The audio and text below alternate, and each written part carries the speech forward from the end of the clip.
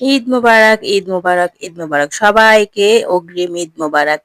দীর্ঘ অপেক্ষার পর আমাদের মাঝে চলে আসলো ঈদ। আর আজকে কিন্তু চাঁদ রাত। আর চাঁদ রাত আসলো। আর মেহেদি দেব না তা কি আর হয়? তাই মেহেদি দেওয়ার জন্য চলে আসলাম আমার এক ফ্রেন্ডের কাছে। তো অনেক ভালো করে মেহেদি দিতে পারে।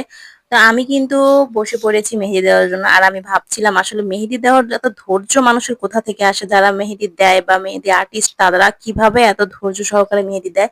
আমি একটুতে একদম বেহুশ হয়ে যাচ্ছি। আমি না বসতে পারতেছি না শুইতে পারতেছি।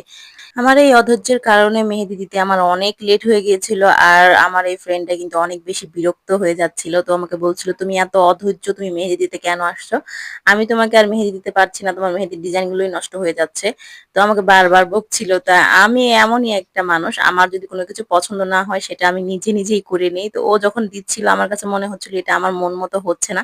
তো ওকে আমি বলছি, "দাও, তুমি আমাকে দাও। আমারটা আমি করে নেব।" তারপর আর কি যেমন কথা তেমন কাজ। আর আমি কিন্তু ও হাত থেকে নিয়ে নিয়েছি মেহেদিটা, নিয়ে আমি আমার বাম হাত দিয়ে দেওয়া শুরু করেছি। তারপর আমি ওকে আর দিতে দেইনি। তো যাই হোক মেহেদিটা অল ওভার অনেক সুন্দর হয়েছে। অনেক ধন্যবাদ ওকে। আর আমি কিন্তু পুরা ফুল এখন দেখাচ্ছি। মেহেদিটা কিন্তু আসলেই সুন্দর হয়েছে।